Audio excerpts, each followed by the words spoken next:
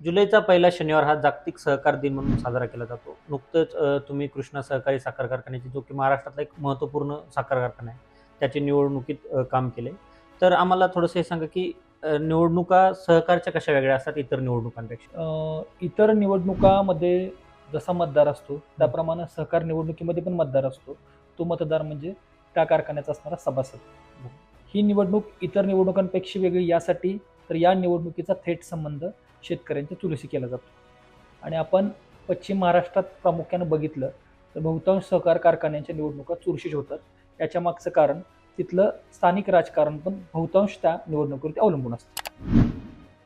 तर आता हे सभासद कसे बनतात कारखान्याचे आणि मग त्यांच्यातून जे संचालकांची निवड होते, ते कशा पद्धतीने होते थोडं आम्हाला सांगा? कारखान्याचा सभासद होण्यासाठी हं. त्याला स्वतःच्या नावावर जमीन असणं गरजेचं असतं व तो सभासद कारखान्याची रीतसर फी देऊन सभासद झालेला असतो. याच्यामध्ये प्रामुख्यानं ज्याच्या नावावरती जमीन आहे आणि ज्याचा कारखान्याकडे शेअर्स आहे, त्याला प्रामुख्यानं या निवडणुकीमध्ये मतदान देण्याचा अधिकार असतो. बरोबर. तर मग आता जसं आपण कृष्णाचं बघितलं, की 21 संचालकांची बॉडी होती. मग त्यांचं कसं विभाजन असतं? गट काय असतात? त्यानंतर आरक्षण असतं का? महिला आरक्षण किंवा इतर समाजाचं जे जाती आधारित आरक्षण त्याचं कसा हिशोब असतो? याची संख्या कारखान्यावरच्या सभासद संख्येवर असते. बरं. सहकारातील निवडणुकीमध्ये 21 संचालकांची निवड केली जाते. हं. 21 मध्ये 6 गट असतात. 6 गटामध्ये त्या गटातील स्थानिक सर्वसाधारण गटातील लोकांचा समावेश होतो. हं. उर्वरित दुसरा एक गट आहे की जो ओबीसीसाठी राखीव असतो. बरं. त्यानंतर महिला सभासदांसाठी 2 जागा राखीव असतात. एक अनुसूचित जातीसाठी येते आणि एक भटक्या विमुक्तांसाठी राखीव जागा असते. बरोबर. जसं आपण आता गट आहे, तर आपण जिल्हा परिषदचे गट जे पाहतो, त्यात ज्या जिल्हा परिषद गटातील उमेदवार आहे, त्याला मतदार देण्याचा अधिकार मतदाराला असतो. हे मग तसंच असतं, की वेगळ्या पद्धतीनं निवडणूक होते? या निवडणुकीमध्ये प्रत्येक सभासदाला 21 उमेदवारांना मतदान द्यायचा अधिकार म्हणजे असतो. संपूर्ण जो पॅनल आहे त्याला मतदान संपूर्ण द्यायचं. पॅनेलला मतदान द्यायचा बरं. अधिकार असतो. मी या गटातून येतो, तर या गटातील उमेदवार नाही तर कारखान्यासाठी उभे राहिलेल्या संपूर्ण संचालक मंडळाला मतदान देण्याचा मला अधिकार असतो. 21 मतं. तर मग यात असं काही क्रॉस वोटिंगचं वगैरे काही होतं का म्हणजे? प्रामुख्यानं कारखान्याच्या निवडणुकीमध्ये तिकीट देण्याचा पहिला क्रम असतो की ज्या गावामध्ये जास्त सभासद आहेत. हं. दोन्ही पार्टीकडून त्याच गावातील लोकांना पेपर देण्याचा प्रयत्न राहतो. हं. आणि यामध्ये प्रामुख्यानं व्यक्तिगत रिलेशन्स, विरोधी उमेदवार, त्याच्या परस्पर उभा राहिलेले उमेदवार या दोघांचे इतर पार्टीतील किंवा एकमेकाच्या विरोधी पार्टीला असणारे हितसंबंध यामध्ये प्रामुख्यानं दिसून येतात. पण याचा फारसा मोठा फरक पडताना दिसत नाहीये. तर जसं आपण म्हणतो, की जेवढी निवडणूक छोटी, त्या पद्धतीत त्याचा अंदाज लावणं तेवढंच कठीण असतं. तर मग जेव्हा एखाद्या कारखान्याचा आपण निवडणुकीचा अंदाज मांडतो, एक्झिट पोल देण्याचा प्रयत्न करतो, तर त्यात काय वेगळ्या अडचणी असतात? आपण इतर निवडणुकांची तुलना केली तर या निवडणुकीमध्ये मतदाराला 21 शिक्के मारायचे. म्हणजे त्याच्यामध्ये तो त्याचा क्रम बदलू शकतो किंवा तो त्या निवडणुकीमध्ये मत देताना त्याला इतर गोष्टी न बघता त्याच्या घरात चालणारे त्याचं जे कुटुंब चालणार आहे त्या कुटुंब व्यवस्थेवरती डायरेक्ट प्रश्न निर्माण होणार असतो.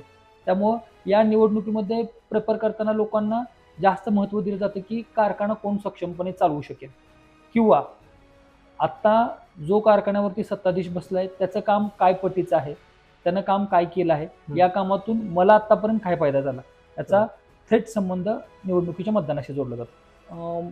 या निवडणुकीमध्ये भेटणारा प्रत्येक व्यक्तीच सभासद असेलच असं नाही. बरोबर. मत व्यक्त करणारा तरुण त्याच्या घरातल्या सभासदाला इन्फ्लुएन्स करू शकतो किंवा आपणाला भेटणारी प्रत्येक व्यक्ती की जी आपल्याबरोबर चर्चा केली त्याप्रमाणेच मतदान करते हे दिसत नाही.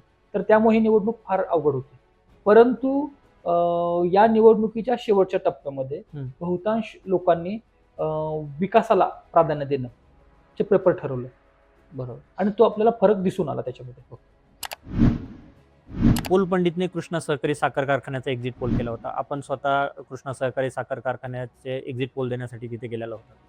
तर हे एक्झिट पोल एकदम ॲक्युरेट ठरण्याचं काय कारण आहे तुमच्या मते? निवडणुकीमध्ये आपण पाहायला गेलो तर हा 3 तालुक्यामध्ये विभागलेला कारखान्याचा सभासद होता. तर प्रामुख्याने जास्तीत जास्त सभासदांजवळ पोहोचून आपण सॅम्पल साईज आपली पहिल्यांदा वाढवली. तिन्ही तालुक्यात गटातटाचं जे वेगळं राजकारण होतं याच्यामध्ये जरी प्रमुख नेत्यांनी पॅनेलला पाठिंबा दिला असला तरी त्यांचा जो मानणारा सभासद वर्ग आहे त्याचं कन्व्हर्जन किती पर्सेंटमध्ये हे आम्ही प्रामुख्यानं सगळ्यात महत्त्वाचा कल काढला. आणि त्यानंतर की सत्ताधारी विरुद्ध विरोधक पॅनेल, या पॅनेलचे उमेदवार, यापैकी किती उमेदवारांची स्वतःची व्यक्तिगत मतं आहेत की जी पॅनेलसाठी ॲडिशन करू शकतात। याच्यावरती आम्ही प्रॉपर अभ्यास केला आणि स्पेसिफिकली शब्द हा की या निवडणुकीचा मेन असा दिसला आपल्याला की आपण सभासद संख्यात जर बघायला गेले की कराड तालुक्यामध्ये जे जास्त सभासद होता त्या सभासदांचा मोस्टली कल तो सत्ताधारी पॅनेलकडे होता। त्या पटीत वाळवा तालुक्यात जरी विरोधी कल असेल तरी तो विजयापर्यंत जाऊ शकत नाही, याचा आपण एक अभ्यास केला होता। आणि मोस्टली याच्यामध्ये ॲडिशन जे पलूस कडेगाव तालुक्याचं होतं की तिथूनही सत्ताधारी पॅनेलच्या मागं लोकांचा कल दिसत होता, त्यामुळं सहज निवडणूक दिसतानाच ही पॅनेलला सोपी दिसत होती। परंतु याच्यामध्ये जो आपण ॲक्च्युअल ट्रेंड निघाला याच्या मागचं कारण की आपण जो सॅम्पल साईज आणि थेट सर्वसामान्य सभासदांशी केलेली चर्चा। नवनवीन राजकीय अपडेट्स जाणून घेण्यासाठी आजच पोल पंडितला फॉलो करा।